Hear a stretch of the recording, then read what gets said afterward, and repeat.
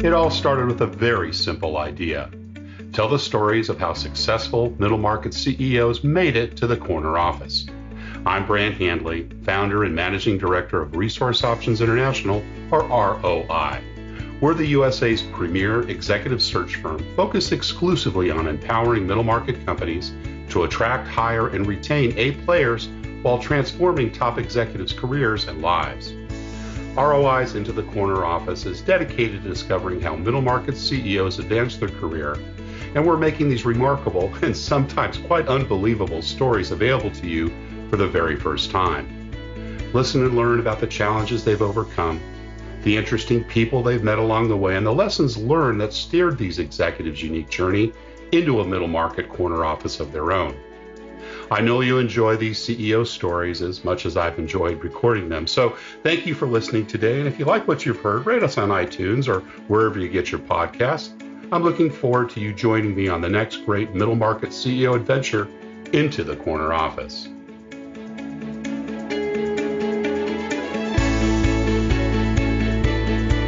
My guest today is Talman, Chief Executive Officer for Rockwood Service Organization and their affiliated companies, including Acuren.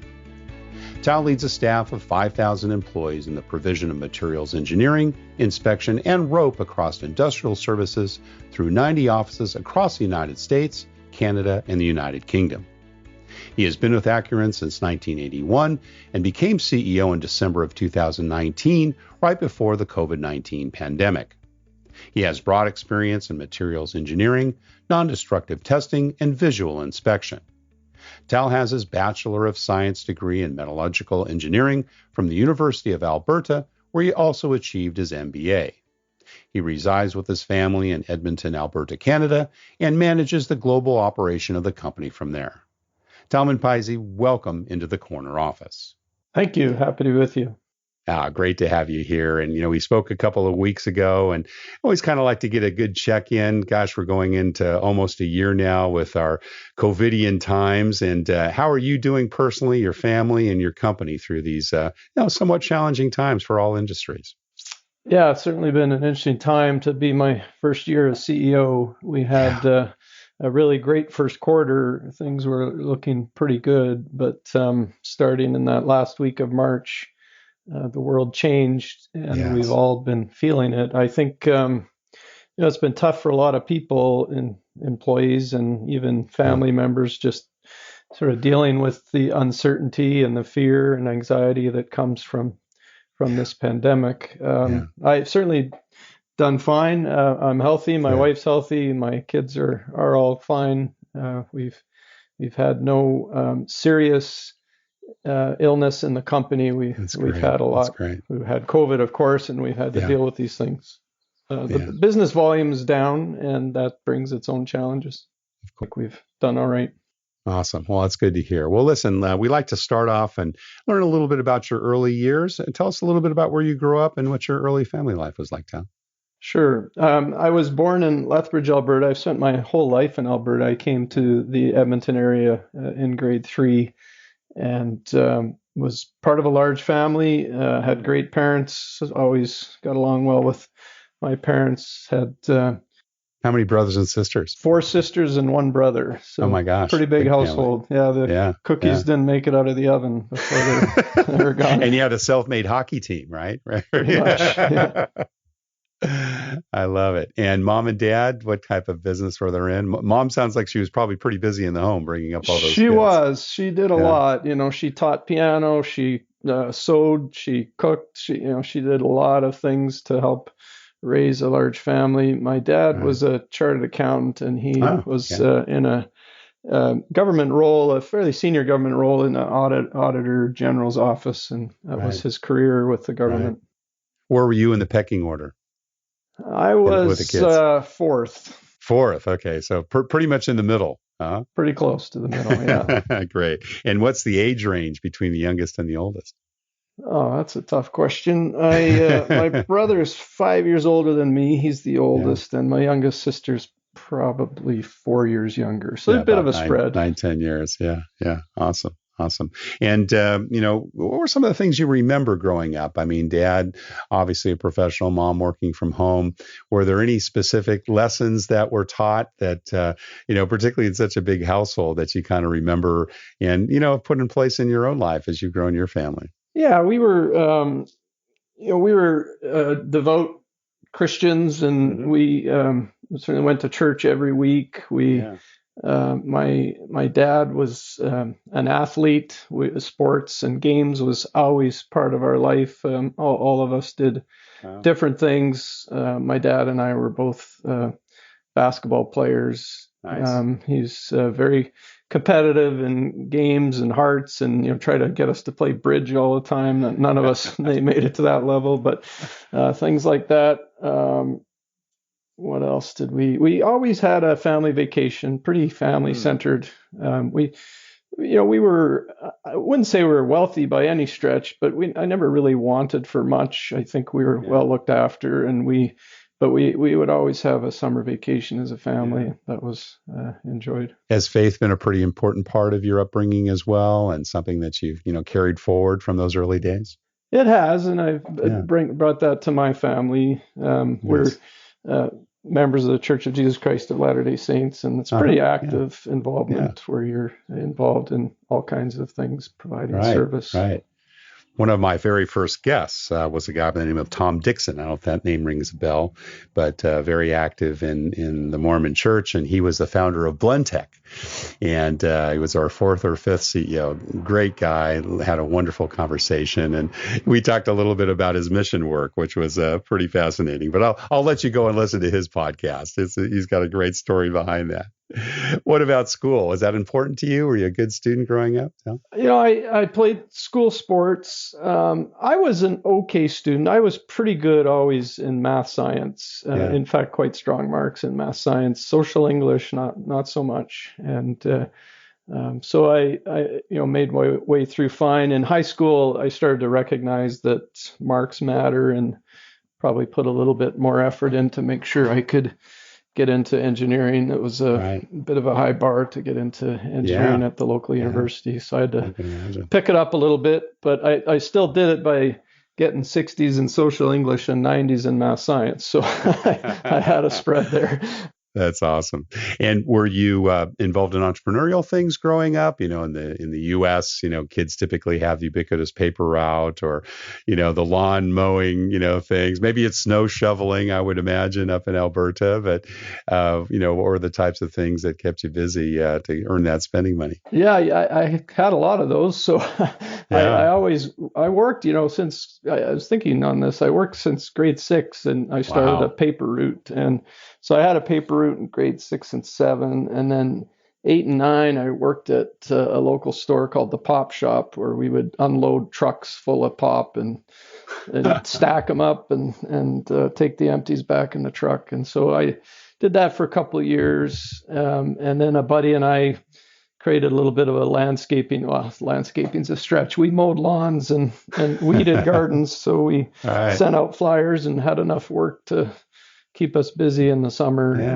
And then, remarkably, and I suppose this is where we'll talk about my career a little bit, is I started working for the company I'm at today in grade 11, so 40 years ago. Kidding. Yeah. Yeah, that's fantastic. And I know that you're technically CEO of two organizations, Rockwood Service as well as Acuren. Is Rockwood Services a different organization, or it's a holding company? Is that how it's structured? Yeah, I think of Rockwood Service Corporation as a holding company. There's about 10 or 12 brands under that company for various reasons. As we've made acquisitions, we've generally changed them over time to Acuren Group, and in some cases, for various reasons, we've kept the brands separate. Yeah. Well, we'll get to more of that in a few minutes, but I want to cover some of your early history. University of Alberta, you did both your metallurgical engineering degree as well as your MBA, and it looks like about a 10-year gap in between. Did most of your siblings go on to college? Was that expected growing up? Pretty good mix. My brother is a school teacher, and a couple of my sisters took accounting type schooling. But for whatever reason, and I can't honestly point to it. I always knew I would go to university, and from early on, I kind of had that sort of set in my mind, and had planned to go. And was it always the University of Alberta, or did you take a look at other universities? The college system's a little bit different in Canada, tend to be a lot larger, right, in terms of the populace. But people tend to go locally more, I think, right? Is that kind of what led you there, or was it one of the better engineering schools? It's certainly convenient. It's cost effective, and University of Alberta is a very good school. At that time, we do use, you're right, we use the term college and university a little different in Canada and the US, but at that time, the colleges were largely trades oriented and the universities so they were 2-year programs and the university was 4-year programs. So University of Alberta for engineering seemed to be a good choice for me. I did certainly consider playing basketball, although in the end I never did. I was sort of marginal on that anyway. If I made the team, I'd probably sit the bench most of the time. But that was a factor for a while I was thinking about. Right. Now, Hansen Materials Engineering, I know, is your first employer. Now, did they become a part of the Acuren organization or Rockwell?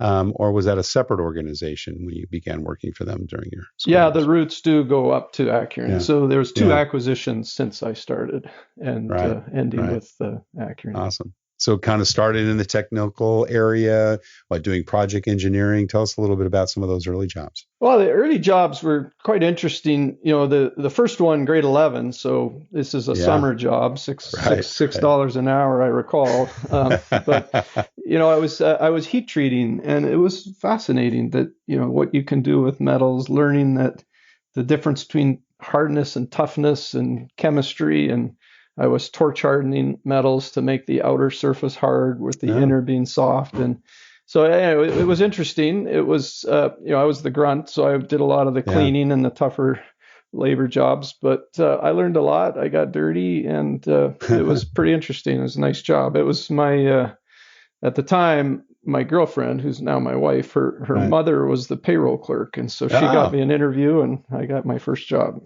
And I'm sure she made sure you got paid on time. She did, and she reminded me every day till she passed away a couple of years ago. But she reminded me every day till then that she got my job. She got your start. Oh, I love that. And when did you start managing people? Was that a little bit later on, or in your project engineering, or post your MBA? When did that start happening? I did go through co-op engineering, which means you work longer summers. You work 8 months, go to school 4 months. And so I had little bits of management. The lab manager would go on a 4-week vacation. I'd manage the lab. But in earnest, it was post-graduation. I graduated in about 87. Around 1990, I was managing a small division with 6 or 8 people. Yeah. What was those early days like? Were you managing people about your same age, older, combination of both? Generally older. Yeah. And so, it had its challenges. Probably one of the biggest ones I remember early on, I was managing this visual inspection department, and there's some older fellows in there who had, a lot of experience. And so there's a good opportunity for me to learn from them, but I'm in this position of managing them. And we went on a project to Japan. They were there for probably 6 months, overseeing a pipe order for a large oil company, and they had issues. And so I went over for a month, and I really had a hard time because they were sort of abusive to the vendor, and I just didn't like the way they were treating people. And so these are some of my early experiences with seeing how the world works and how people are treated, and so that affected me for sure. It's interesting you mentioned that because, it's so easy to talk about, great mentors that showed me this and did that, et cetera. But, we learn a lot also by observing others and the kind of things not to do. What were some of those takeaways? I mean, again, not to get specific of any of the people involved, but, what were the things that you saw that you said, gosh, I never want to do that? I think I've always been sensitive to bullying. I've never been bullied myself, but I've seen it and I didn't like it. But, I definitely realized there's a better way to deal with people. And I had a hard time convincing them of a different way. In fact, when we got back. A couple of them, it just was so bad that the company decided to fire him. But it really, it certainly impacts me to see that people need to be treated with dignity and respect. That's regardless. Right. Regardless. Yeah. Whether they're suppliers, vendors, employees, outside. Yeah, absolutely. What other types of, if you look back at those early years, what other types of leadership lessons did you take away that you think have really helped you today or have stuck with you through those years? Yeah, I did have, I do think a really important part of my early career was being able to, the fact that I worked at the company before I graduated from engineering for about 5-6 years, and I worked with a lot of technical experts, and so I gained, first of all, a real appreciation for the talent, the skill, the work ethic of a lot of the field workers, the guys in coveralls, and I really benefited from working with some guys who had been around for a long time, really understood the technology, and they wanted to teach me. I asked a million questions. They liked to answer them. I would take the instruments to my hotel room at night and sort of play with them and try to learn more. How cool is that? And I think they liked that I didn't mind climbing the pipe rack and they could stay on the ground. And so anyway, I learned a lot from these guys technically. Rolling up your sleeves, right? And being a part of the team. Work ethic, but also the importance of getting the results right.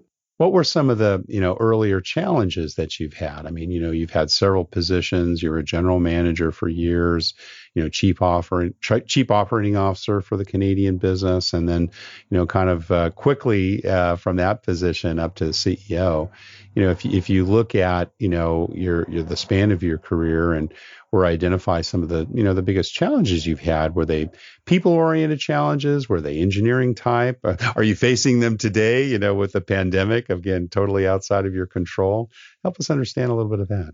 Yeah, I think with a large workforce, things can get out of control easily. And how many total employees? There's about 5,000 pre-COVID. Wow. I guess we'll get back to that, but it's certainly more than 4,000 this year. Yeah. And so, it takes one or two employees to make mistakes or to have a safety incident or to upset a customer. And so this is really, becomes cultural of how do you develop a culture where people want to do a good job. Yeah. And have you found that resolving some of those people issues have taken certain skills, maybe that, have been faith-based or, perhaps, again, learning from your experiences and going to Japan? What have you kind of gone back to when you've encountered some of those issues? For sure, you have to lead by example. So you can't tell people that safety is important and then drive 100 miles an hour in your car past them on the way home from work. Right. It doesn't work. So setting an example is important. I think recognizing the importance of integrity and being honest and straightforward, because you can't walk past not telling the truth. So can't fake it. People want to know that, but also culturally, if you want to change culture a little bit, you need to talk about it often, share examples and stories, and get to the why it's important. You can't just tell people, we have to do this. You have to tell them why it's important to them and to the company. And so, these are areas that I think you have your best shot at changing the masses. And for sure, as you develop that culture, it's kind of like herd immunity, I guess, as we learned from COVID world. You get this people who are not bystanders and they care about others and they'll help make sure others are safe and others are doing good work. So Right. No, that's absolutely key. You had mentioned about culture, and that's such an important thing. I know in my business, and I think you and I briefly spoke about this the other day, that at the end of the day, you can find 100, if not 1,000 people that might make the qualifications for a job, but really understanding if they're going to be someone who fits your company culture and, can perform well over time and advance there. Tell us a little bit about your company culture. How would you describe it? Do you have your mission statements and vision statements, or is it kind of more of a code as it relates to, when you think about the culture at Acuron? Give us a little sample of that. Sure. Given that we're in the inspection business, what we Yeah, do is inspect the equipment for customers, and so our customers are in the integrity business of their assets, of and so course. Yeah, we're right. the last line of defense in making sure these Yeah. defects don't go out into production. So, I think we have a really strong culture around integrity and quality and the importance of getting it right. Mm, We also have there's a couple areas that I think are quite telling about companies. We do a lot of acquisitions. I speak to many companies. We probably right. buy 4 a year on average. Wow. And as I talk to these companies, there's a couple indicators of really good culture, and I think it's something we have at Acuren is first of all safety performance. So Right. there's some metrics you measure safety by. Our injury frequency rate is 0.12, which is really world class. Wow. And it means more than people working safe. It means you have a company where people can follow rules and that they Mm, care about their fellow workers. They care about the new guy who doesn't understand the risks of a job. And so, a strong safety culture is quite telling about a company. And another area we've sort of found is accounts receivable, collecting mm, your cash. And all it right. sounds like, yeah, it's just a financial metric. Why do you worry about that? I think companies that collect their cash probably have good billing processes. They Hmm. probably Hmm. have good relationships with their customers because Yeah. customers don't want to not pay you if you're doing a good job and you show up on time and you give them the report on time and you deliver what they're looking for. So, these are indicators. And I think these are two examples of areas we have pretty good culture on. Yeah. Fantastic. Well, you'd mentioned you became CEO right at the beginning of the pandemic, challenging times, but you've been with the company plus 20 years and, have obviously had various levels of responsibility. Did you have your eye on the corner office? Did you think someday you'd be running things? I've always had pretty good mobility. Someone might ask, how on earth could you work for the same company for 40 years, right? And the I was being reality, generous. yeah. Well, I mean, the reality is we've not been the same company. We've That's right. grown, Yeah. 15% a year for 40 years, but we've Amazing. also, I've grown. I've had new jobs every few years and new opportunities to learn. And if I was I was in the same COO job for Canada for about 12, 15 years, but so much had changed through the growth Yeah. and the opportunities. And Well, I and acquisitions too, and right? I mean, acquisitions, sure. were you purchasing 3 to 4 companies a year pretty much at that time too? Yes, our acquisitions have been relatively small, but they're accretive and they add new talent and new things. And so Yeah. it's been a lot of change, but this is something I tell my kids or, my son in particular, that we've had a lot of discussions about, but if you're not learning something new in your job, you might want to look for a new job because Yeah. it's Right. either going to get boring or you're going to get stagnant. Tell us a little bit about, and I'm just curious because working in recruiting, a lot of times we get called in when there are mergers and acquisitions or divestitures, right? Because there's always usually management change that takes place of that. The integration of that many companies on an annual basis ongoing, you must have a really well-established process in place. Now, without revealing any secrets, can you tell us a little bit about that? How are you successful in integrating those 3 or 4 companies? Because, they'll have diverse cultures. They'll be different. They're probably mom and pop shops as well, and sole proprietors and maybe family businesses. And how do you go about integrating them and then making them a part of your culture? Sure. Well, first of all, we haven't done a lot of transformational acquisitions, but there have Mm, been two. In fact, the Canadian business that I was part of was acquired by the U.S. business that was about the exact same size back in interesting. 1997. So, Huh. U.S. and Canada became two great companies put together, and so clearly that's a cultural issue and a lot Yeah. of integration required. And there's been one or two other large ones, but most of these, I think something like 47 acquisitions in the last 30 years, most of those acquisitions are relatively small, All right. and where they're most successful is, well, a couple things. First of all,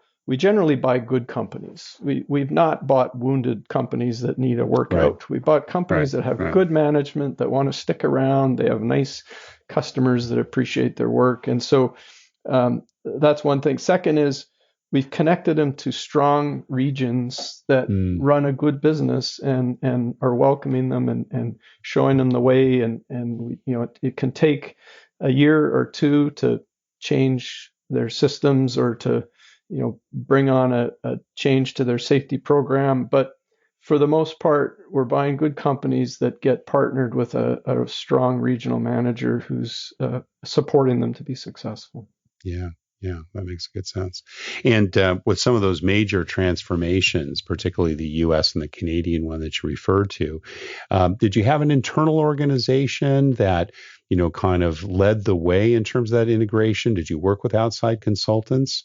How did you kind of do that 1 + 1 = 3, which it sounds like it's been accomplished? Yeah, I think the large ones, we've pretty much, well, in all cases, we've found our own way on this. I think Canada and the U.S. had run fairly separately for many years. Yeah. It took 20 years to create more integration. And, it's really in the last few years that we've taken a larger, more significant effort to integrate and standardize across North America. But, for the most part, they're both great companies. And we would pick our spots. We would want to pick risk management, contract review as an important area. We pick safety as an important area to standardize and develop best practice. But, other things, if it didn't matter, it didn't matter. We allow for entrepreneurial leadership to grow and support and drive their businesses in their respective markets. Is the U.S. business reporting into you? Is there a co-CEO? How do you kind of manage that at this point in time after that integration? Yeah, it's since January of 2020, I'm the CEO of the whole business, which includes the U.S., Canada, and the U.K. And so I replaced myself in Canada. There's a new executive vice president for Canadian operations and an EVP for U.S. operations. For U.S. operations, got it. Yeah, so you've got it structured that way. I've heard recently said that some CEOs are uncomfortable with having their questions, or rather having their answers questioned rather than their questions answered.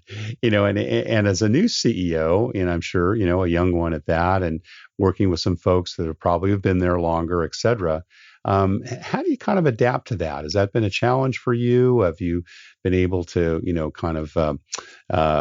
take on those people who perhaps have maybe a bit of a different view with regards to how to run things, particularly during this pandemic?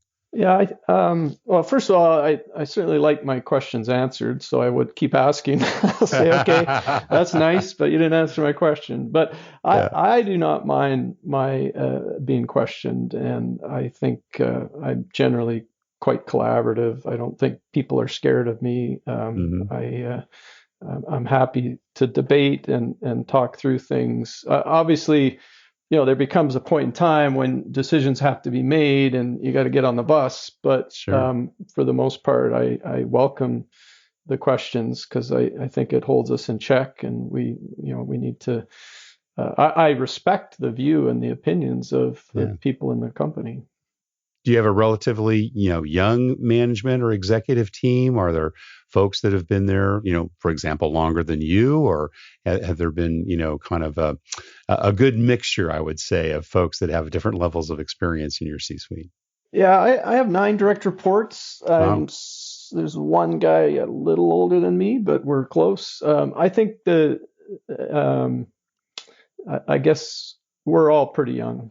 We've all got some years to us. Interestingly enough, informing, that a lot of organizational change with me taking the role. I've hired 3 new people on the senior executive team, created a little bit of diversity on the senior team with 2 women for the first time on the executive level. And but 3 of them, the 3 people hired this year, I only met one of them in person for one interview before COVID lockdown. I have an apartment in Houston. I'm living in Edmonton, Alberta, and I haven't been to Houston since March last year. And since then, I've hired a CFO, I've hired a VP sales, a chief HR, and I haven't seen them. That's crazy. Now, how have you done that? Particularly, as we talked earlier about hiring against culture. Are there specific questions and areas that you've probed? Do you do assessment tests? Because there's, high risk, and, we're all having to deal with that now with remote hiring. I will tell you, I do between 15 and 20 searches a year.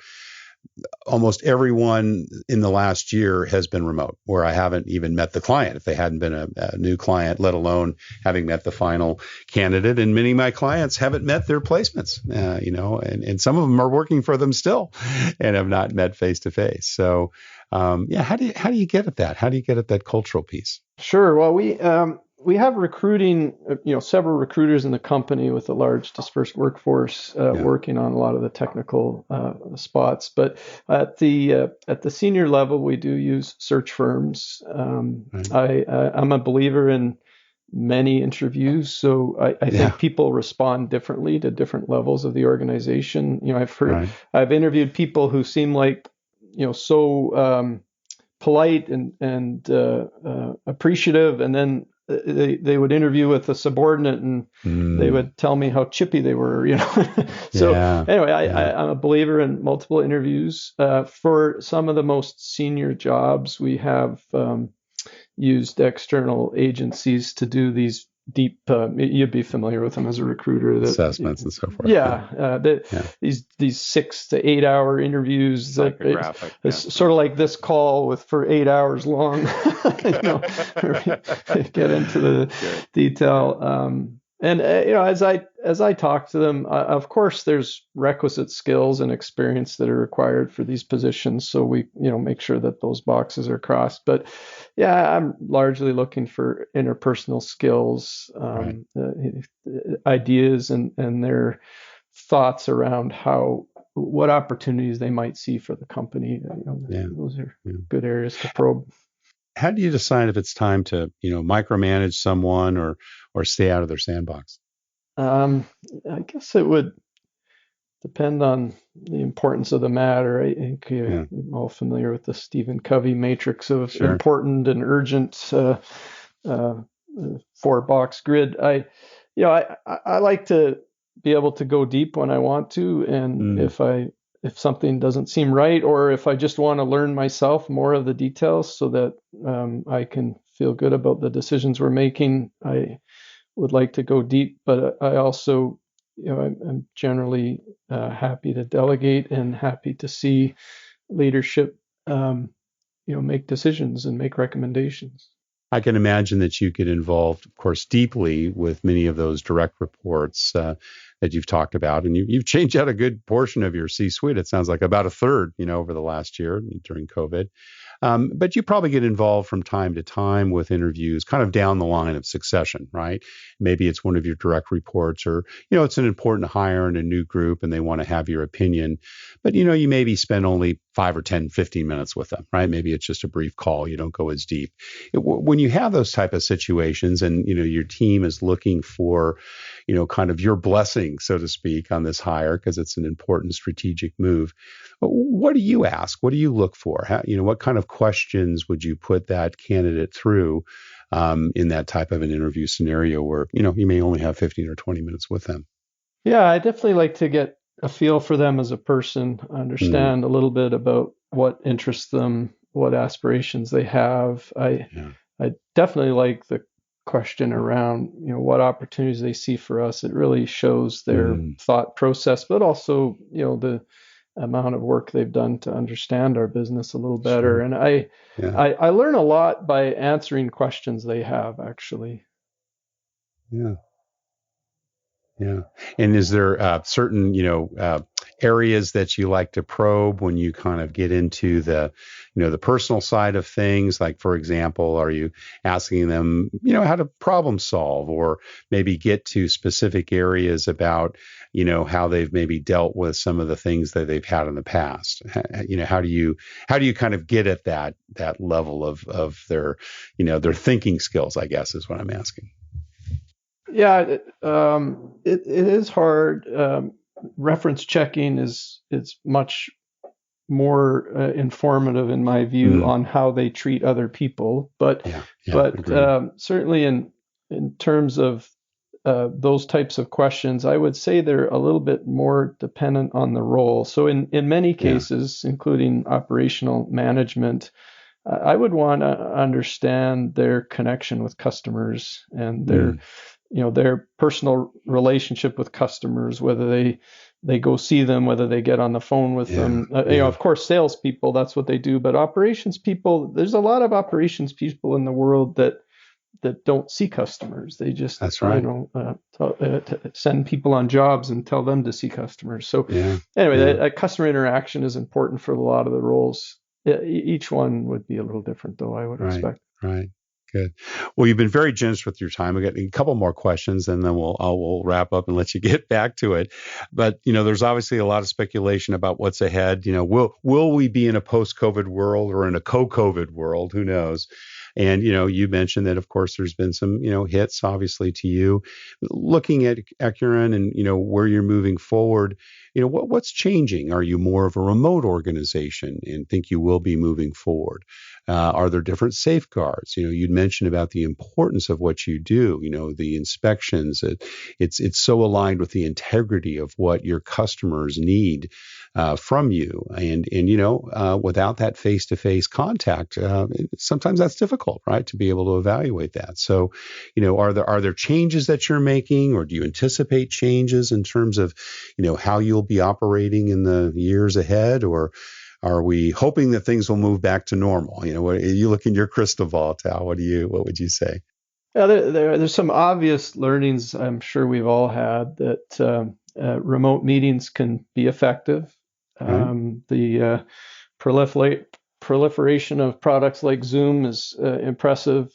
Companies are able to communicate effectively with their customers and with each other, and so I think that's an obvious change. I think that many of our customers are challenged. I don't think they're impaired. We work for pulp and paper and power and refineries and pipelines, and many of these customers have been challenged by COVID, and equally challenged by Canadian and U.S. governments that are leaning more towards regulation and green paths. And so I think that there's an opportunity to use technology to improve the cost effectiveness of all services. And so how do we do more remote analysis? These are things we've worked on for years. How do we look at machine learning? How do we improve the way people are trained from an efficiency perspective? So this is very much a focus of mine, is how we can help our customers to be more cost effective in their businesses. And I think a lot of this COVID has brought things to light. I was talking with an executive at an oil company, early days COVID, and he told me that they were operating their refineries at a level similar to what they did on Christmas Day in terms of site people. And he sort of thought about how much of that might not come back. And I think that's a message to us all, that there can be more efficient ways of doing things. So our travel budget will drop in the future, I'm sure, but there'll be other areas I think that'll come into play. Great, Tal. Last question. What kind of career and life advice would you have for someone that maybe is mid-career, maybe like you, they've been long-term at the company, maybe they've got their eyes on the corner office, and, what would you tell them in terms of, the kinds of things that they should be thinking about and planning for if they truly, want to make it to the C-suite or run that organization themselves? Sure. It's a good question, one that people do ask. So I do have a few go-to things that I would tell my kids or any employees. The first one, as I did mention it earlier, is, if you're not progressing, think about whether you're in the right job and whether you need to look for a change. Second one, it ought to be intuitive and obvious, but sadly it's not, is, figure out what your boss or your client needs to be successful and help them, help them succeed. This is a book, Raving Fans Deliver What They Need plus 1% or something, but figure it out. And then for sure, servant leadership is an important thing. Anyone who thinks moving up means you get to boss people around and life is easier is sadly mistaken. There's sort of this no room for scarcity mentality. You got to help people out. And lastly, I'd say, set some goals for yourself, but communicate those goals with your company so that you can create some alignment on them, and that you can hold each other accountable to working towards those goals. Talman Pizzey, Chief Executive Officer at Rockwood Service Corporation and Acuren, thank you so much for sharing your journey into the corner office. Thank you. Appreciate it. Thank you for listening to Into the Corner Office with Brant Hanley. We hope you enjoyed hearing our guest CEO story as much as we did. If you want to hear more CEOs reveal their journey into the corner office, please subscribe via iTunes and tell your friends and colleagues. For more information about Brant, Resource Options International, and the mighty middle market, visit www.goforroi.com. We look forward to having you join us for our next episode.